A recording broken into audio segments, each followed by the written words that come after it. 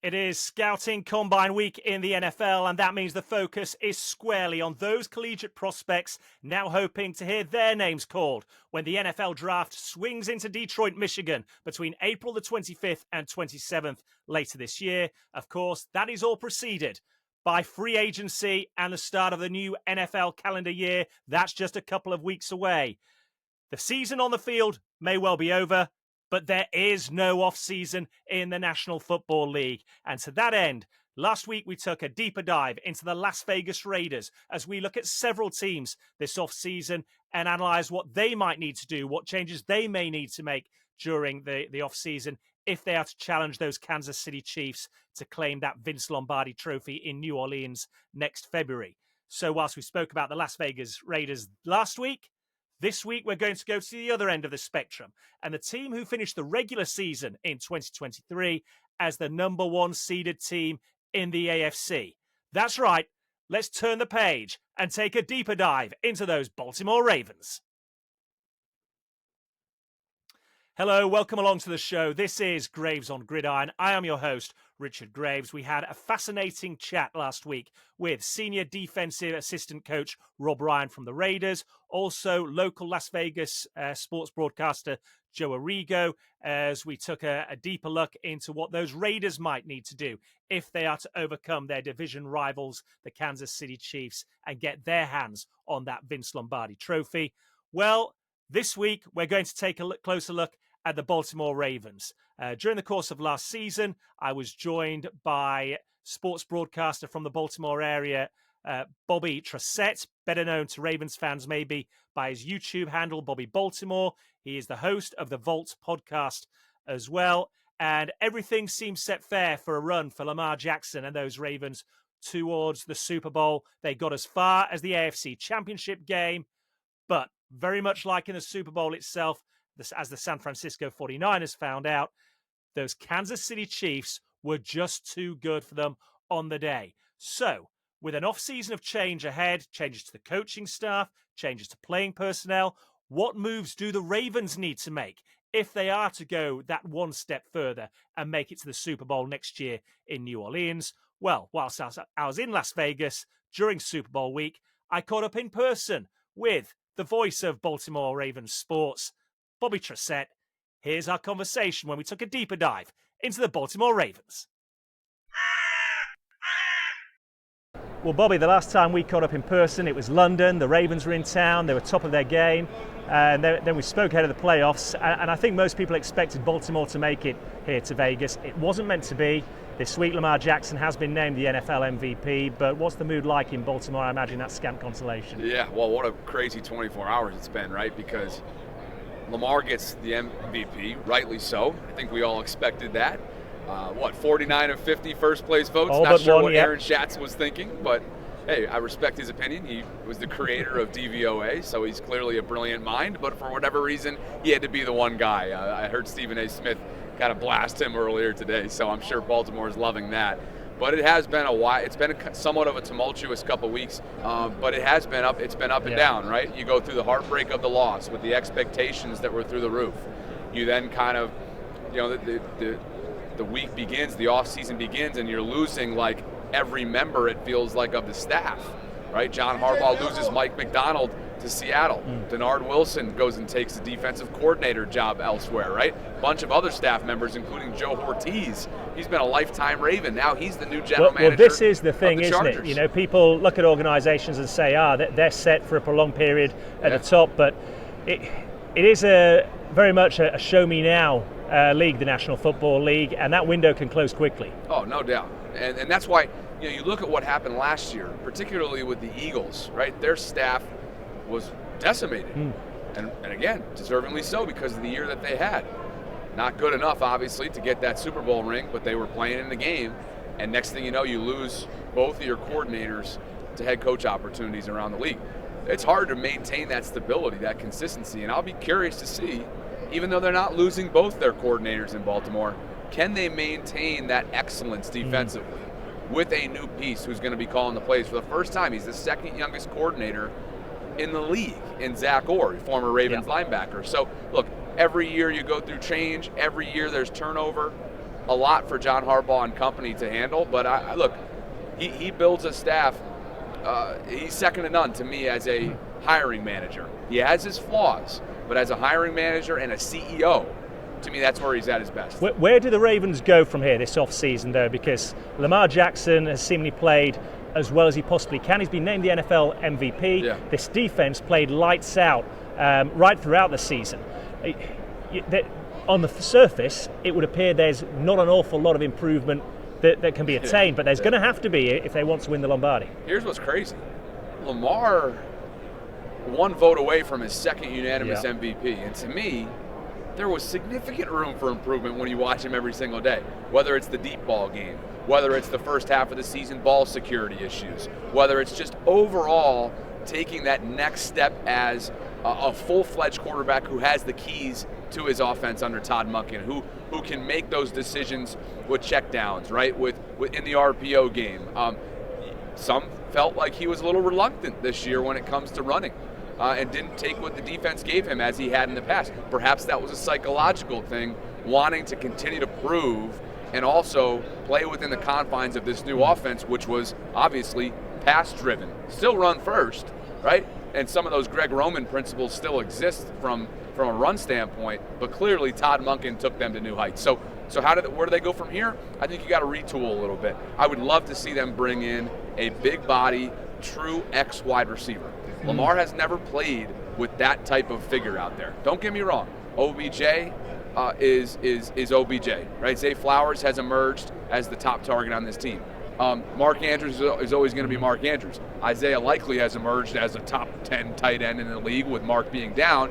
And so what do I want them to do? I really want them to bring in a big body wide receiver who can win the 50-50 balls and be your Anquan Bolden type, because that's not somebody that's been in Baltimore since Anquan Bolden left. And here's the thing, the NFL has evolved. There aren't that many big body type receivers around anymore. You've only got to look at Zay Flowers' draft, and I think something like 80% of the receivers were below 6 foot and sort of 180 pounds or below. So if you can get hold of a good big-bodied wide receiver, those are a precious commodity in the NFL. Oh, yeah. And speaking with Dan Orlovsky earlier in the week, you may have a few of those in those mid-round areas. So you don't necessarily have to use your 30th overall pick or whatever they are. I think it's like around 30 this year in the first round. Like, maybe you want to use that on your future left tackle because Ronnie Stanley, while he's under contract, speaking with Jonathan Ogden yesterday, who I think has a pretty decent perspective on the position. He wasn't bad. He made it pretty clear, while he has a ton of respect and love and admiration for Ronnie, it hasn't been good enough. Yeah. And he hasn't been available enough, obviously, since he went down with that ankle injury several years ago and all the other injuries that have followed. So to me, left tackle depth is going to be huge because what we saw this year, literally into the divisional round weekend, is a rotation strategy at tackle being employed by the Ravens. A rotation, you don't see that in the postseason. Yeah. And to me, I was thinking to myself, if they're going to make a Super Bowl run, is that truly sustainable over the course of a playoff run? And we'll never know. Obviously, they weren't able to get there. But that's an area that they got to shore that up. So do we see the Ravens operating for their needs in free agency, or do we think there's enough there in the draft this year? Well, I'll tell you what. You know this. It's year 2 coming up of a 5-year mega contract for Lamar. And living in a cap world, as every NFL team does, look, there's always flexibility. There's always ways around the cap, right? But you're living within the confines of the cap. And that means as each year goes on here, it's going to get more and more difficult to team build when it comes to free agency and spending because of what Lamar is owed on the books. So if you're going to have a chance to retool, I would love them to do it through the draft because when you spend, you have to be abundantly sure and it's abundantly clear that this is a need. It's not just a want, it's a need that we're spending on because that's just the reality of what you're living in with the mega deal. And from what you're saying, it seems to me that probably the Ravens, if they're focusing on one side of the ball this year in the offseason, it's probably on offense. I would think so. There's a few pieces of the puzzle defensively that come to mind that kind of need to get shored up. I think about Justin Madubuike. They may end up franchise tagging him. Patrick Queen is all but gone. He priced himself out of Baltimore with an all-pro year. Thrilled for him. I mean, it's incredible what he did alongside Roquan. But I think that's why they got in front of it last year. They went and got Trenton Simpson, right, out of Clemson. Yeah. And you barely saw him this year because Roquan and PQ were playing lights out. But I think there could be an opportunity to plug and play. I'm not saying he's going to fill the shoes of PQ right away, but I think there's some opportunity there. And we know how deep they are in the back end.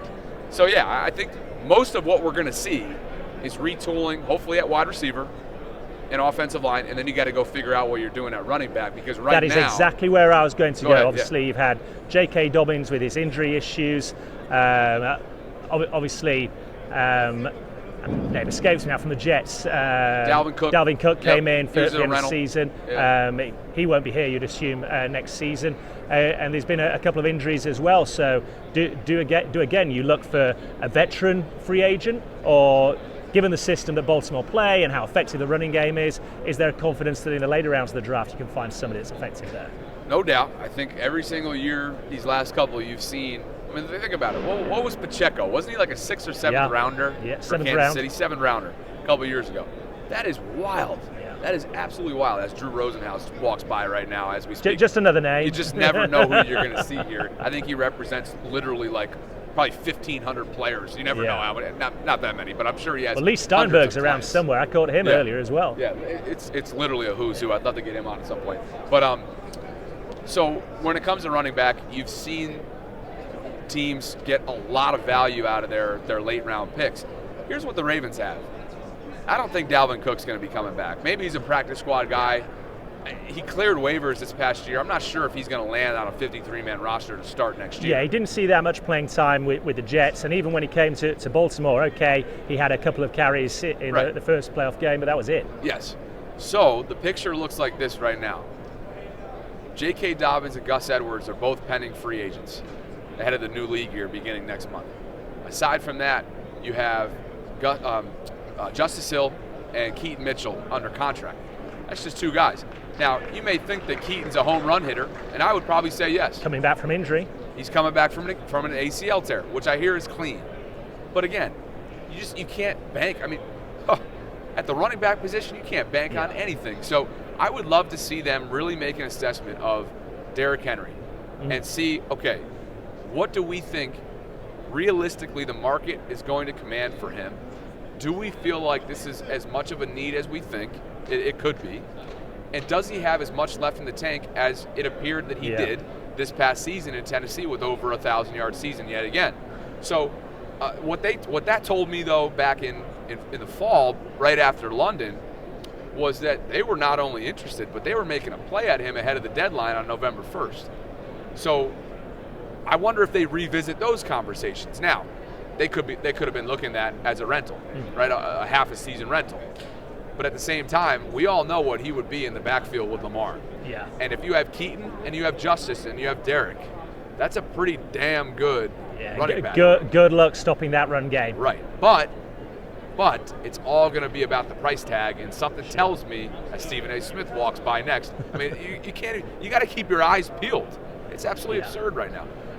I would love to see them potentially retool at that position. They have to. As you mentioned, Stephen A. Smith, I noticed this morning on his show he was questioning the success of the season for the Ravens, arguing that just because Lamar got the NFL MVP award, should he regard it as a success? Now look, he puts sound bites out there all the time, and it's designed to provoke arguments. That won't surprise you. Oh, we all know what he does, right? He's the best in the business when it comes to debate talk. He's built something that's pretty freaking incredible, which is why he has an entire entourage following him around right now. I'm watching this. This is funny.